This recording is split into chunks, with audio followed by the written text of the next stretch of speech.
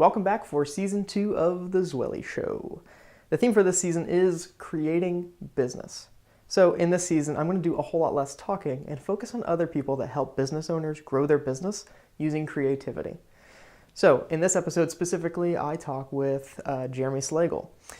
He is a brand designer and the principal of Slagle Design, and I'm going to talk to him about how he helps people discover and tell their brand stories.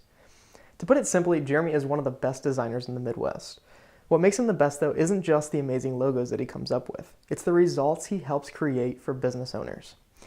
So, before we begin, I do want to apologize for the audio quality on me. For Jeremy, it's pretty good, but for me, not so great. Working to resolve those issues. So, without further ado, let's go to Slagle Design, where I talk with Jeremy.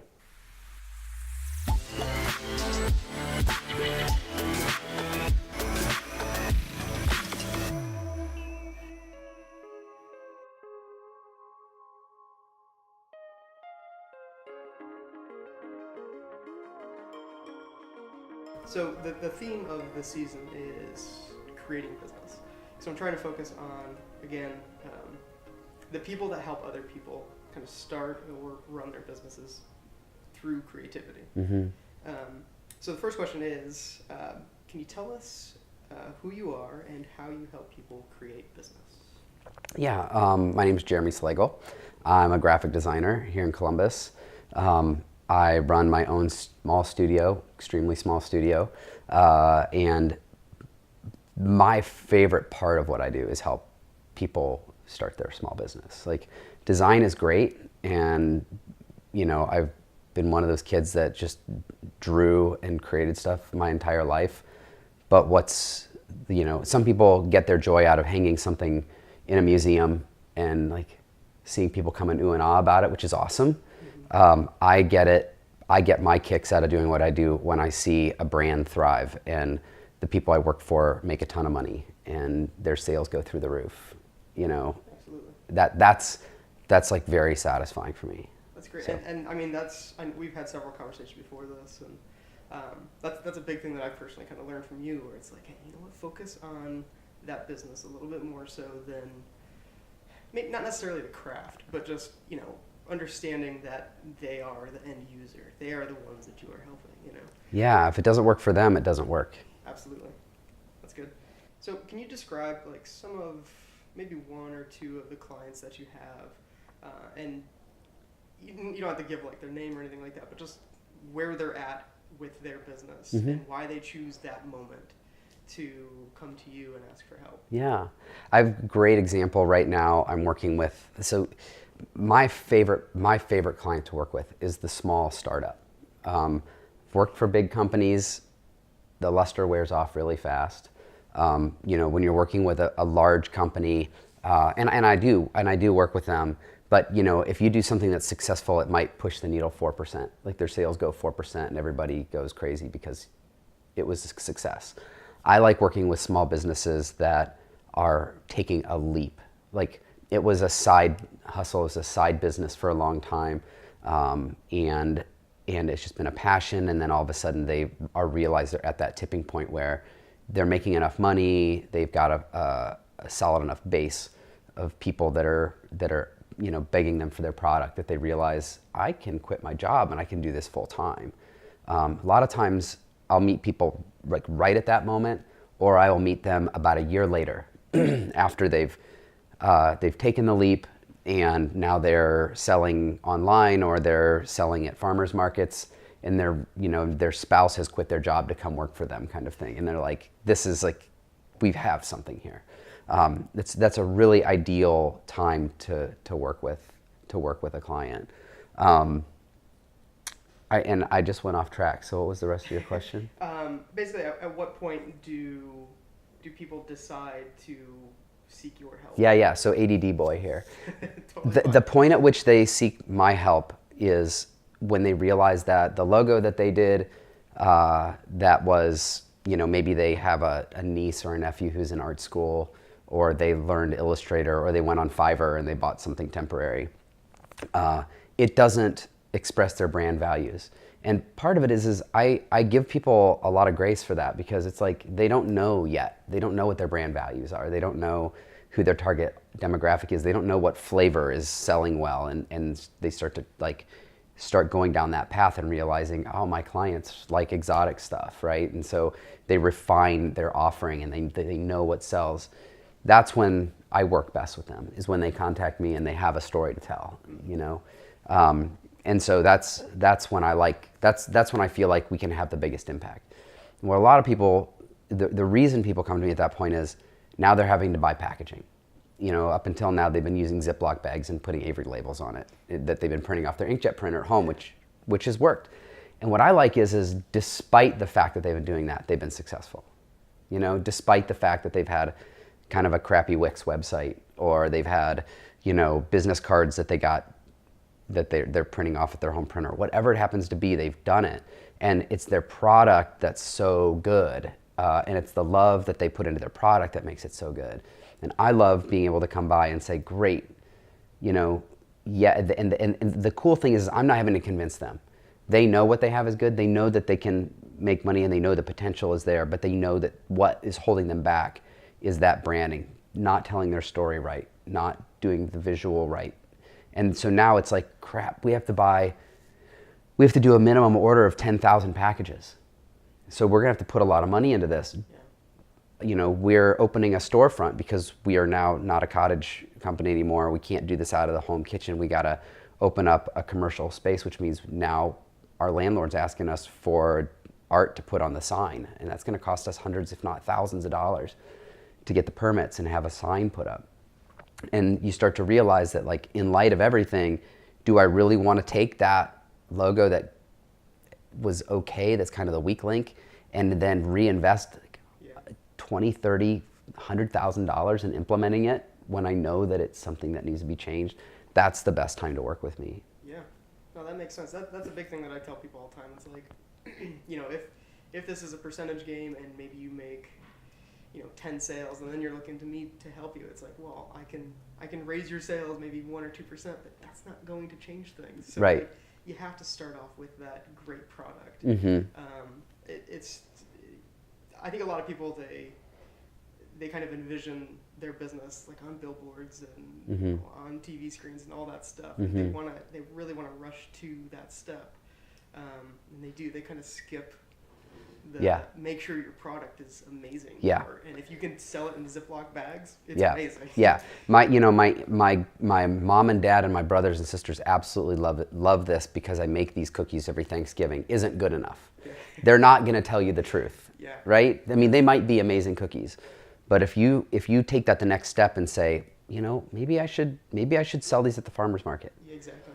That's where you learn a ton. And I've done dozens of food brands.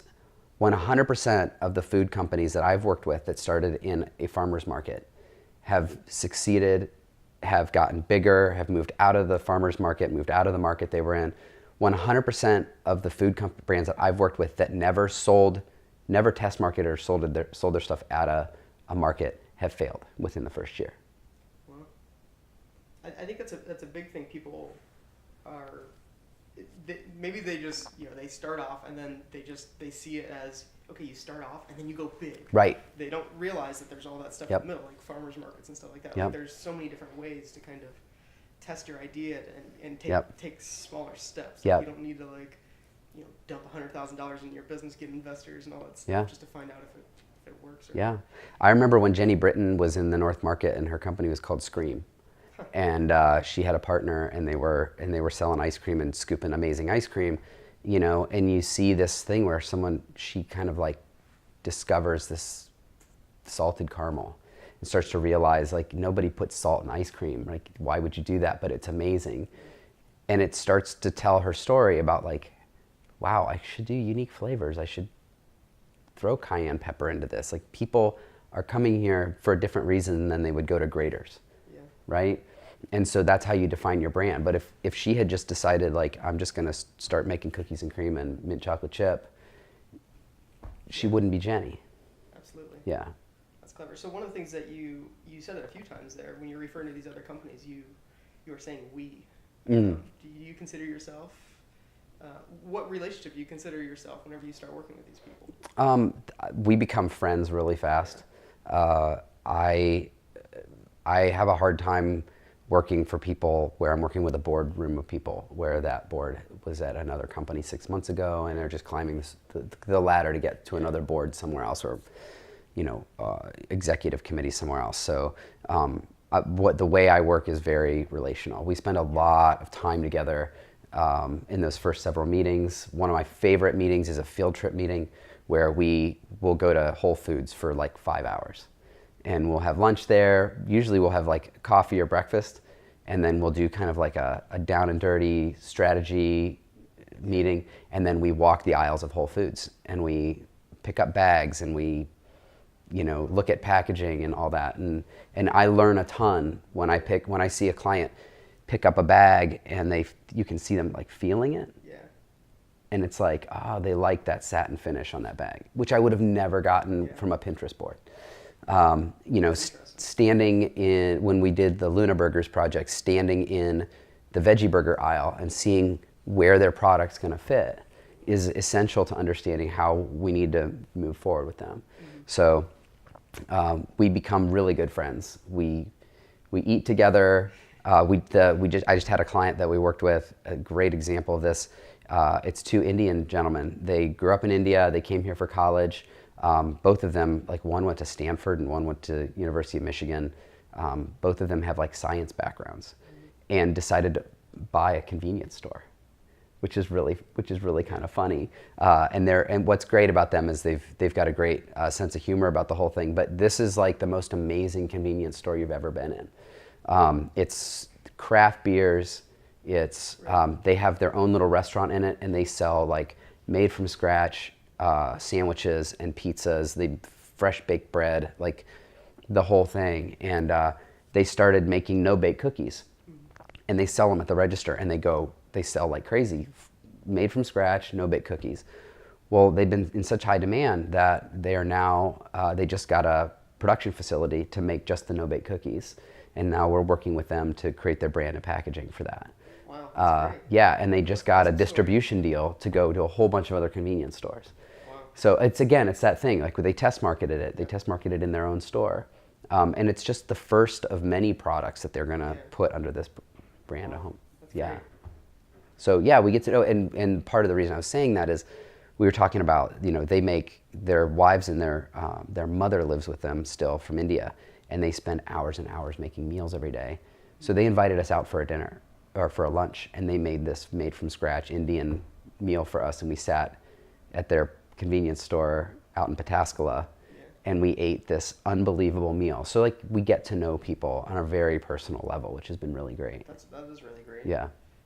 So the next question was, what's your process? But I think you kind of went over that a little bit.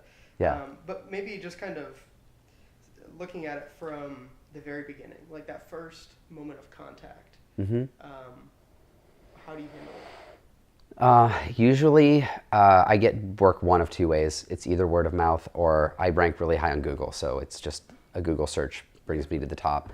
It's mostly local, mostly Ohio, which I'm totally fine with. I love Midwest companies with Midwest sensibilities, really love that. But that first point of contact is usually an email that comes in.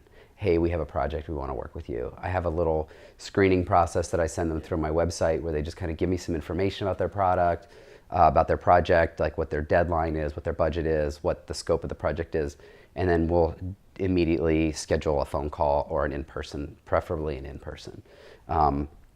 And we just, see if we're a good fit for each other. I want them to feel like I'm as good a fit for them as they are for me. Yeah. And so, no questions barred, like hang out, talk, get to know them. Sometimes I'll go out and visit their facility, test their product, whatever.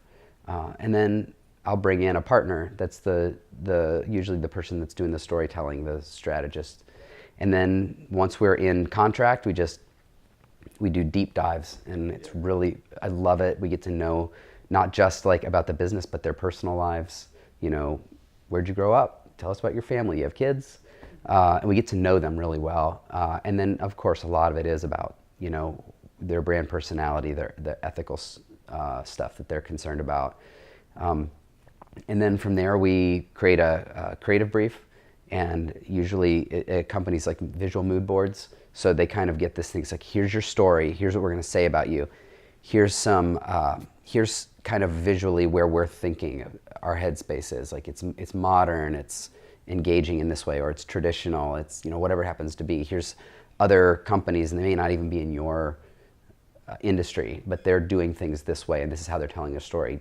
Does this resonate with you? And then once we've got that, then it's create three branding concepts based on that information, and then they pick B, and then blow out the whole brand. So whether it's just thanks, if that's all we needed was a logo, we'll take it from here, then that's what it is, or website, billboard campaign, environmental graphics, whatever needs to be done at that point, video production. Does it often happen where, they come to you for just one thing, like maybe it's just a logo that they're looking for, but then all of a sudden it turns into... What typically happens is they'll reach out and say, I need all of this. Yeah. But I always encourage people, I can do all of that, and I'd love to do all of that. Let's break there's a lot of anxiety when it comes to signing a massive check or agreeing to a giant amount of work. And I just like to kind of take the anxiety out of it and say, let's just start with this first phase. We'll put together the proposal for this. We'll do the first phase. Once phase 1 is over, we'll attack phase 2, and you're not on the hook for anything. Like I said, it's great when you can get someone on the hook for a whole bunch. But I would personally rather them choose to work with me and continue to work with us because they can't imagine working with anybody else after they've worked with us. So at that point, you've created a sense of trust with the client. So that's great. So why do you believe that your work is so important for businesses? I've seen it. And one of the things that's a real big buzzword, and anybody that's in the industry right now will get this, we're really trying to attract millennials. Yeah. We're really trying to hit this target demographic, but millennials is like the big thing, and it has been for a while. I'm kind of hoping that goes away. Yeah. And one of the things I have to keep reminding our clients is what millennials crave more than anything is authenticity. So if we create an authentic brand, it's going to resonate with not just millennials, but everybody. Yep. So, if we create something that's designed and targeted at a millennial, they can see right through it because it's not authentic. Yep. So, the most important thing for me is helping a client tell their authentic story. Yep. That's what works. That's what resonates, and that's what people can get behind. But if you create this facade of what's really going on, people see through it.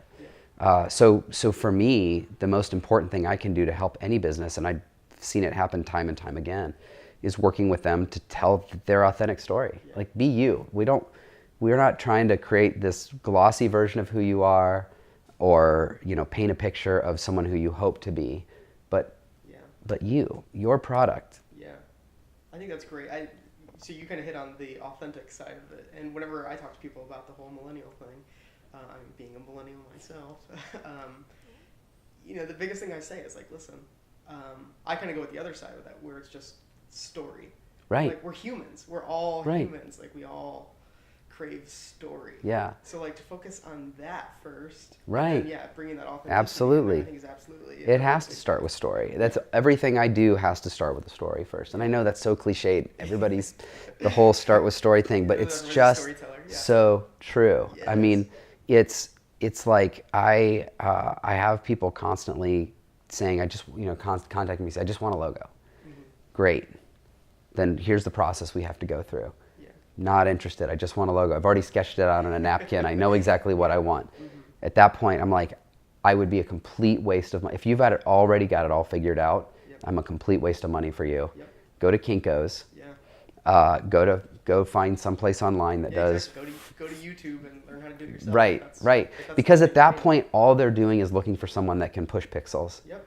I don't know the software. If I get an email where someone says, I know what I want, I just don't know the software. And then the other red flag is, I've tried this with 4 or 5 other designers and none of them can get it right. Yeah. And I'm like, I don't do that. I won't go there. And the reason that none of them are getting it right is because they're just throwing stuff on the wall to see what sticks. Yeah.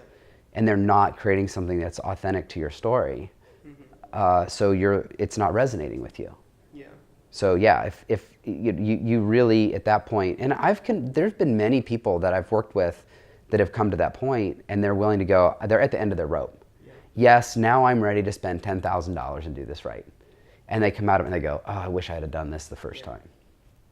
That's tough. Yeah. So you kind of already started talking about this a little bit. Can you speak a little bit more to the specific results that people see? Now, I'm not like saying like a dollar amount or anything like that. Yeah. That obviously, I'm sure there are some cases that like they're super successful, but what do you typically see as far as results go Yeah. for people? And that can be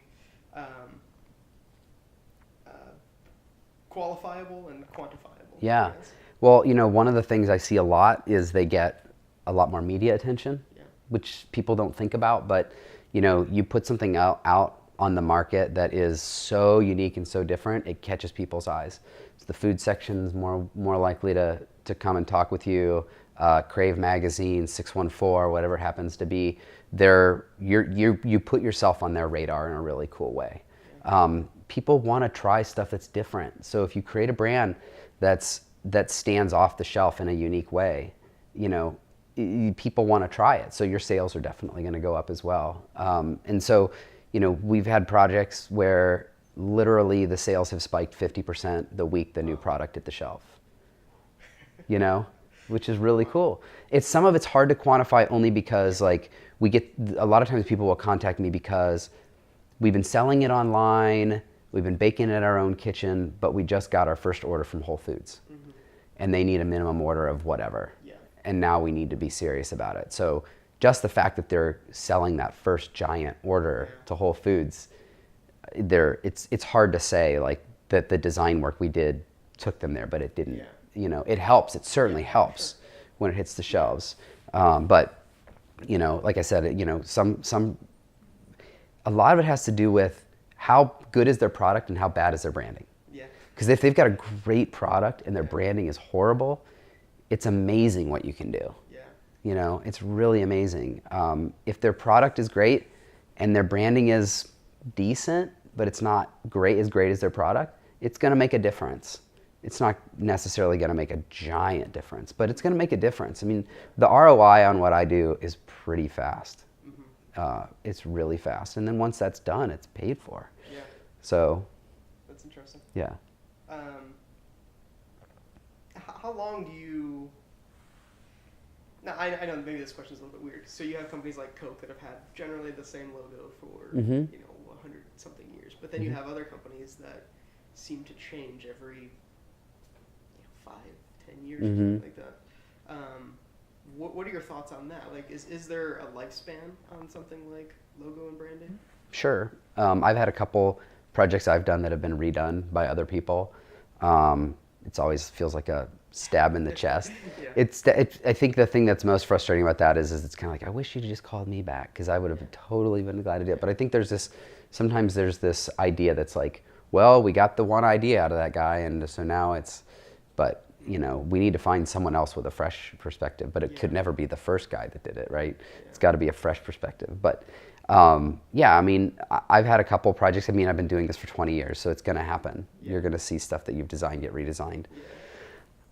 So a friend of mine and I co-ran an agency for about 12 years, and we would submit stuff to CA and How Magazine and Critique and some of these other ones for their design and illustration annuals. Rarely did we get stuff in. Every once in a while we'd sneak something in. But we realized what the problem is what they are trying to do from a judge's perspective and a curation perspective is what's hot in 2017. What says 2017. But what we did get a ton of work in is Rockport books. I've got, except for Logo Lounge 1, I have multiple logos in every Logo Lounge book, and they just came out with the 10th volume. Business card books, letterhead books, packaging books, tons of stuff have gotten in those. And what we realized is those companies are looking for design that has shelf life, because they don't want their books, these hardbound books that they've spent all this time on, to be irrelevant in a year. Yeah.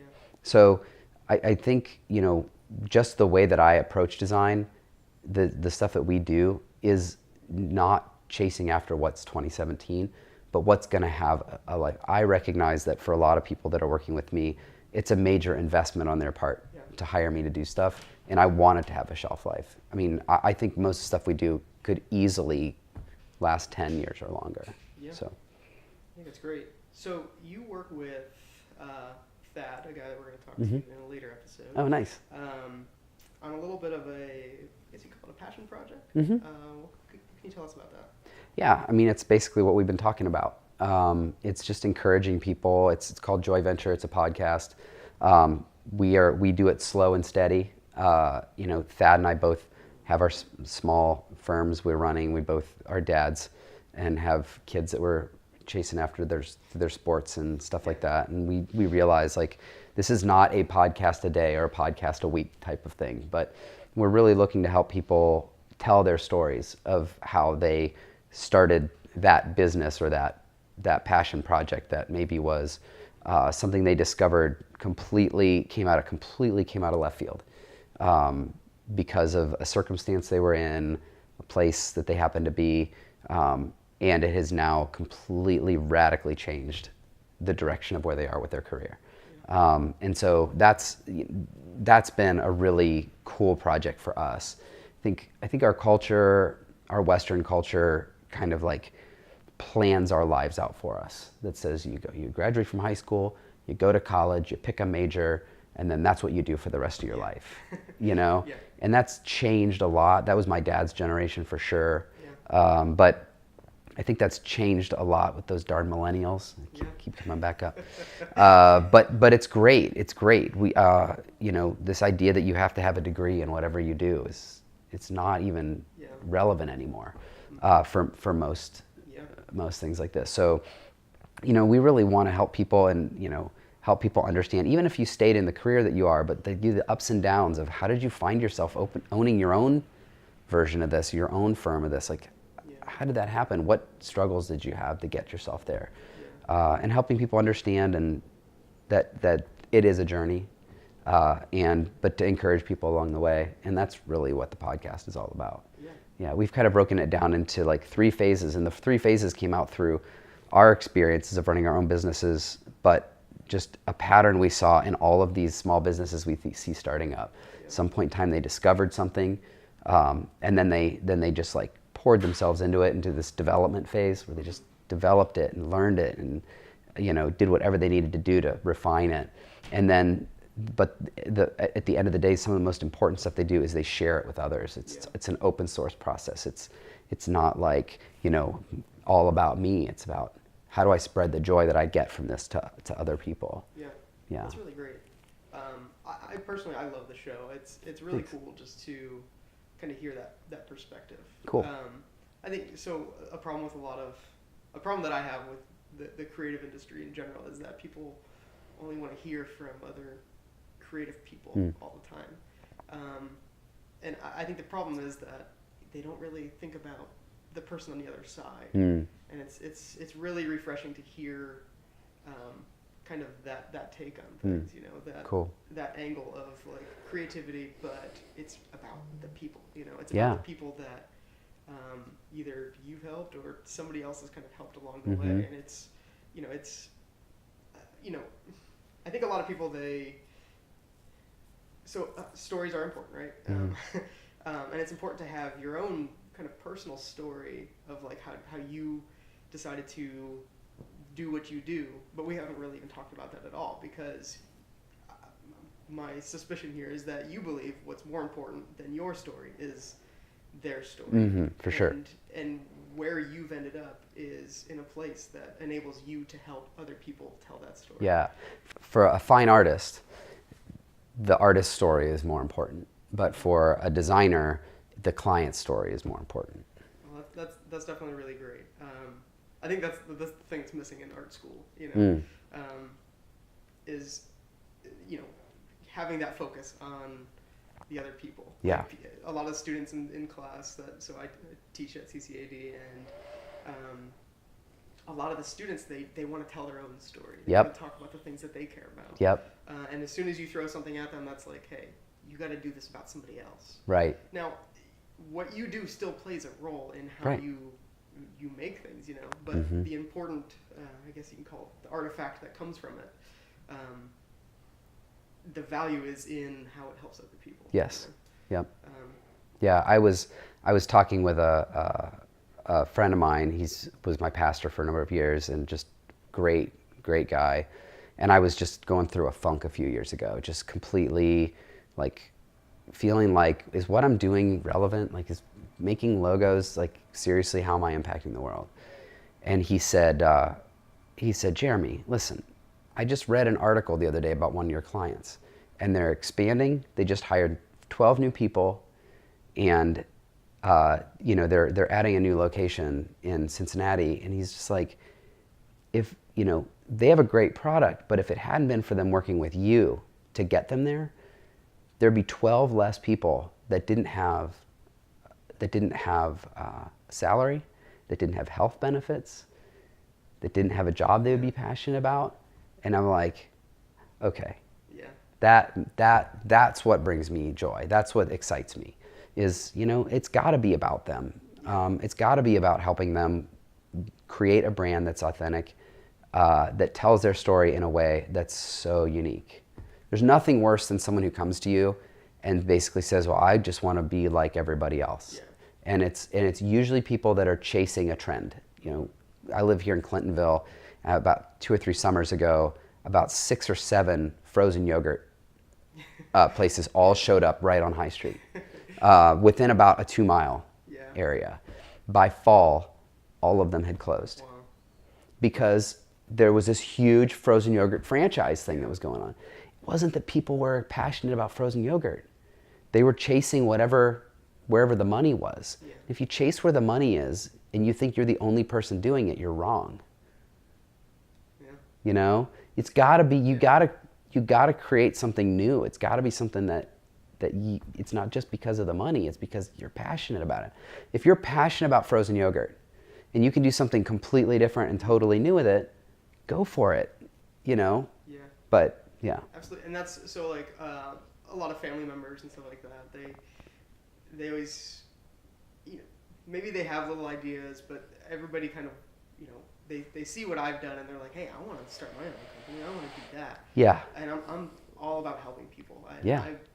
I try to be the most optimistic person that I possibly can, because I think people are missing that in their lives for the most part. But the first thing is always, well, this does really well. Like, I've noticed this, is a really good industry to be in right now. It's like, that doesn't matter. No, right. Yeah, that totally doesn't matter. If you can do the thing that you love, like, I don't know, going back to the testing and revising things, you just can't do those things unless you're really passionate about it. Right. It just takes so much time. And honestly, passion still only gets you so far. Mm-hmm. So the question I ask a lot of times in that introductory meeting with someone is why does Columbus need another whatever you're offering? Yeah. Why does Columbus need another ice cream shop? Why does Columbus need another Chinese restaurant? Yeah. Whatever it happens to be. Restaurants, man. I've done a lot of restaurants. That is one world I would never want to get into. Yeah. It's brutal. Yeah. But, if they can't answer that question besides, well, we really like food, they're not going to exist. They're not going to last more than 6 months. They just won't. Because there's no story to tell. And so that's the thing. A lot of times if it comes to that, they can't answer that question. My recommendation is stick with the logo you have, stick with what you've got, go start selling it at farmers markets, find yourself, and then come back and we'll work on the project. When you can answer that question, why does Columbus need another one of you? Yeah, that's great, man. So before we go, I just want you to kind of say where people can find more information about you, that kind of thing, and joint venture as well. Yeah, okay. You can find more about Slagle Design at slagledesign.com, and that's spelled. Some people think it's Slagle Design, but it is not. It is Slagle. It is the American way of respelling the German name when it came over on the boat. So it is SLAGLE design.com. And then you can also find our podcast at joyventure.net.